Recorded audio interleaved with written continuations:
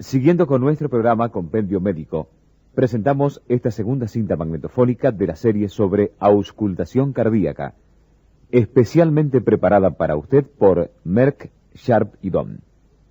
En ella desarrollaremos los siguientes temas: el primer ruido cardíaco, soplos y los hallazgos auscultatorios de la insuficiencia mitral.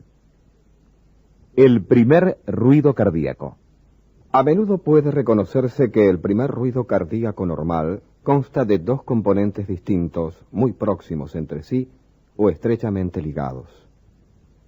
En estos casos, a nivel de la punta o algo por fuera de esta, el primer componente es más intenso que el segundo, y el segundo componente habitualmente no es evidente, de manera que el ruido parece ser único. Véase la figura 1 en el folleto adjunto.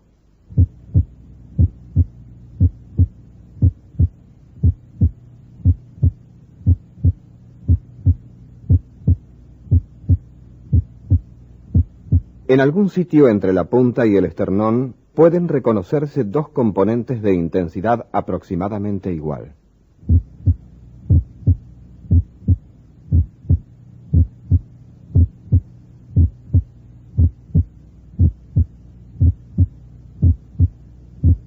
A fin de hacer más evidentes estos dos componentes, empezaré con un solo ruido, añadiendo después el otro.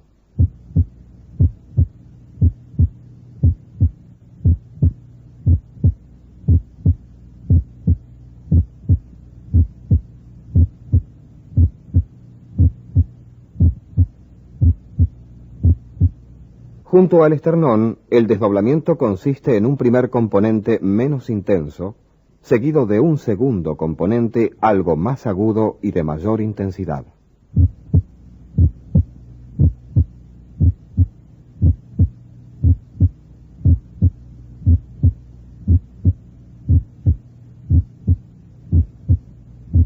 A este desdoblamiento frecuentemente se lo confunde con un soplo presistólico. El desdoblamiento es más evidente en la expiración y no mide más de 3 a 4 centésimos de segundo. Los estudios hemodinámicos indican que la válvula mitral se cierra un poco antes que la válvula tricúspide y por lo tanto se ha considerado que el primer componente de este primer ruido normalmente desdoblado es de origen mitral, siendo el segundo componente de origen tricuspídeo. En el bloqueo de la rama derecha puede ocurrir un desdoblamiento anormal del primer ruido cardíaco. Figura 2.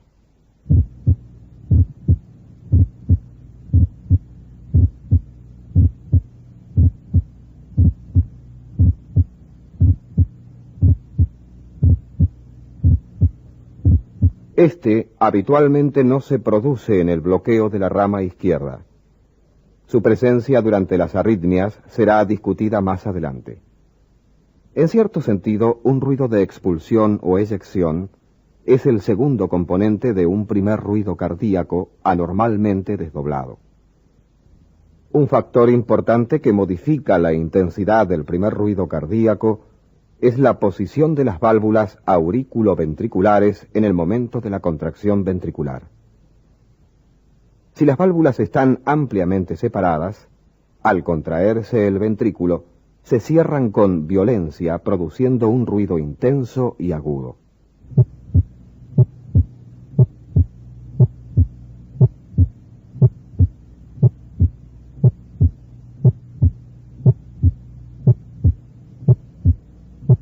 Si las válvulas han vuelto a una posición de cierre y por lo tanto se encuentran parcialmente tensas en el momento de la contracción ventricular, el ruido generado está considerablemente disminuido y apagado.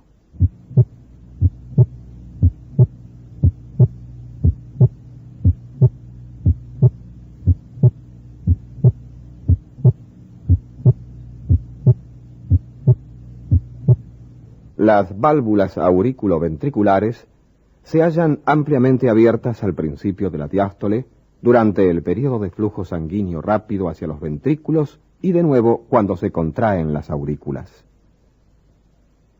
Si la sístole ventricular sigue rápidamente a la contracción auricular, de manera que las válvulas estén todavía ampliamente separadas, el primer ruido cardíaco es intenso. Si la contracción ventricular está algo retrasada, de manera que las válvulas se hayan aproximado, el primer ruido cardíaco será apagado y débil. Las variaciones del primer ruido cardíaco son muy notables en el bloqueo aurículo-ventricular completo, en el que existe una disociación aurículo-ventricular y una relación variable entre la contracción auricular y la ventricular. Observe la baja frecuencia de los latidos y la intensidad variable del primer ruido cardíaco en un paciente con bloqueo aurículo-ventricular completo.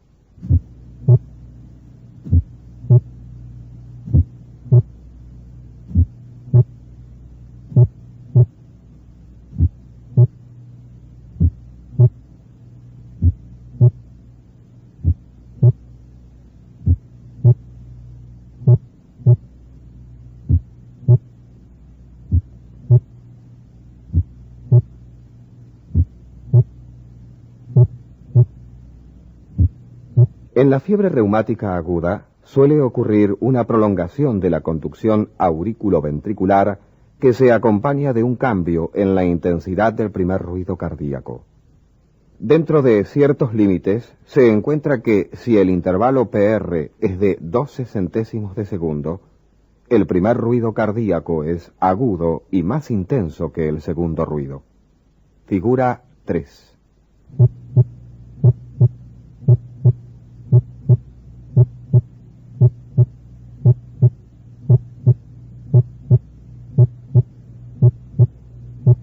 A 14 y 16 centésimos de segundo, el primer ruido es de intensidad moderada y todavía es más intenso que el segundo ruido.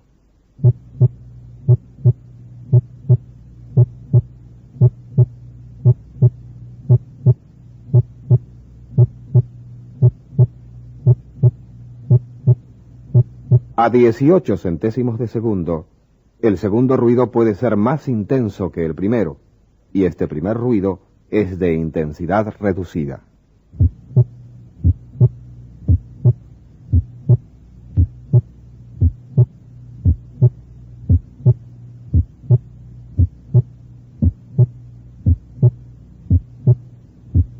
A 20 centésimos de segundo, el primer ruido tiende a ser débil.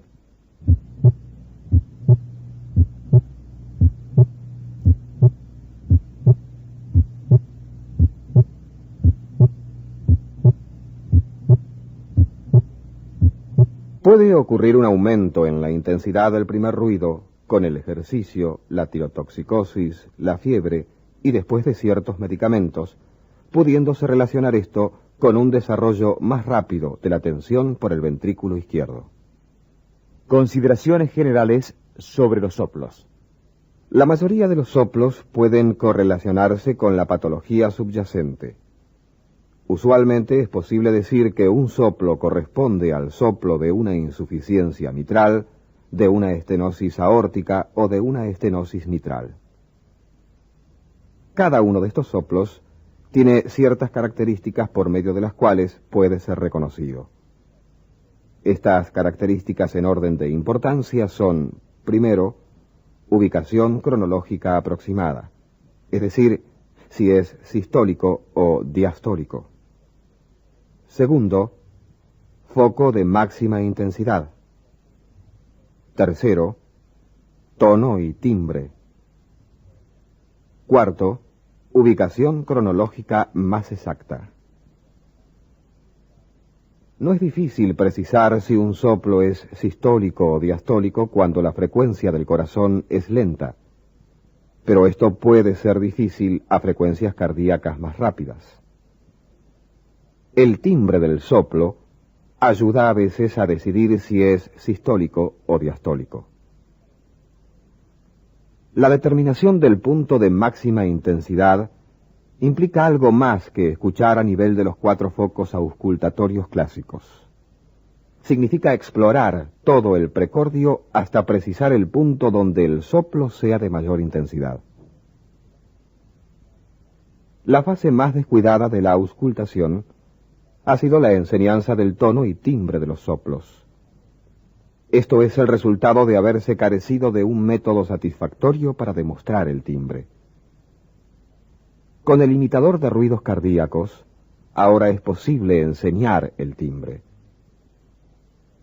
Los sonidos producidos por el corazón son ruidos, a diferencia de las notas o sonidos musicales. Los sonidos musicales poseen una frecuencia fundamental pura y pueden tener cierto número de sobretonos que se relacionan de una manera definida con esta frecuencia fundamental. Los ruidos están formados por bandas de frecuencias. El sonido producido por el corazón puede ser imitado, tomando como ejemplo el ruido blanco, el cual, al igual que la luz blanca, contiene todas las frecuencias audibles y haciéndolo pasar a través de un filtro de bandas de tal manera que sólo sea atravesado por una banda de frecuencias determinada. Ruido blanco es el sonido que puede usted escuchar en su radio de frecuencia modulada cuando no se encuentra en una estación. Esto es ruido blanco.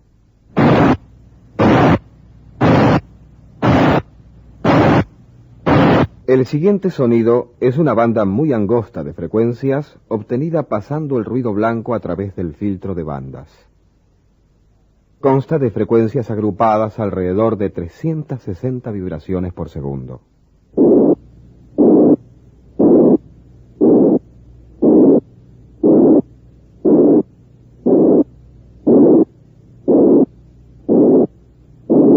Además de las vibraciones que tienen una frecuencia de 360, existen algunas frecuencias más altas o más bajas que estas, pero de menor intensidad.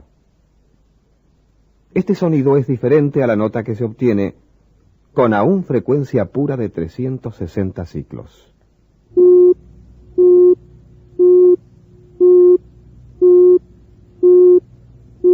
Este es un tono musical, y habitualmente no es producido por el corazón. En ocasiones, sin embargo, algunos de los sonidos generados por el corazón pueden ser algo musicales, debido al predominio de una frecuencia.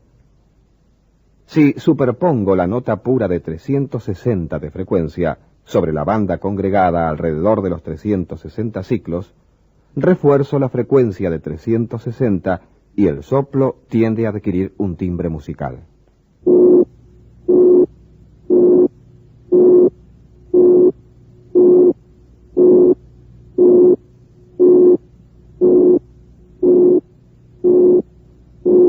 A un soplo formado tan solo por una estrecha banda de frecuencia, alrededor de 360 ciclos, lo denomino soplo soplante de tonalidad alta, y este se parece a los soplos de insuficiencia mitral y de insuficiencia aórtica cuando estos no son demasiado intensos.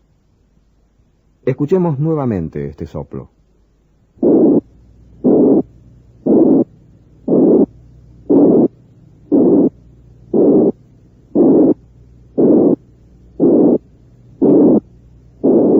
Si a esta frecuencia de 360 le añadimos gradualmente frecuencias más bajas, por ejemplo, todas las frecuencias comprendidas entre 250 y 360 ciclos, el soplo se vuelve algo áspero. Si tomamos una banda comprendida entre 180 y 460 ciclos, obtenemos el soplo áspero que asociamos con la estenosis aórtica y pulmonar.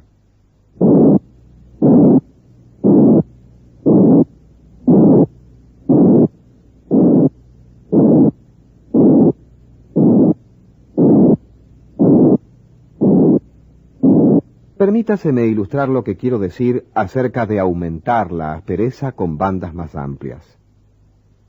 Primero transmitiré una estrecha banda de frecuencias, alrededor de 460 ciclos, y después añadiré gradualmente las frecuencias más bajas hasta llegar a 180. Obsérvese el aumento de la aspereza.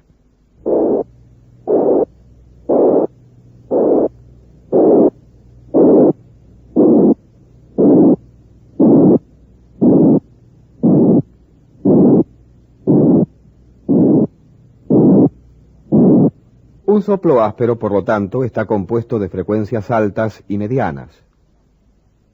Si tomamos una banda entre 140 y 220, obtenemos un sonido que imita los soplos de flujo aórticos y pulmonares, a los cuales denomino soplos rudos o de tono mediano.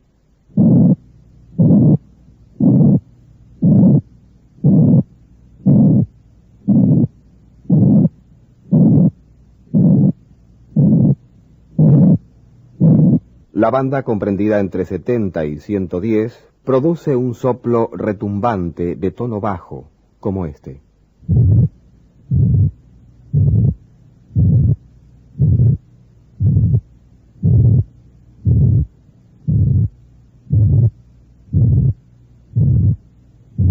Estas características de timbre y de tono pueden reconocerse y describirse. Un soplo producido por una lesión específica usualmente tiene un tono de un timbre característico.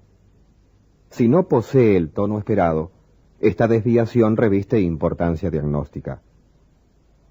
Hasta ahora he hablado de 3 características importantes de un soplo: su ubicación cronológica aproximada, su punto de máxima intensidad y su tono y timbre. Habitualmente, si uno determina estas características, el soplo puede ser correlacionado con la patología subyacente. La determinación más exacta de la ubicación cronológica a menudo tiene un gran valor y será discutida al describirse cada soplo en particular.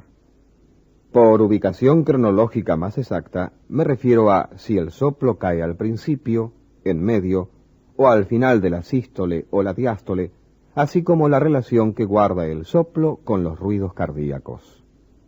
Así concluye la primera parte de esta segunda cinta sobre auscultación cardíaca, presentada por Merck, Sharp y Dom.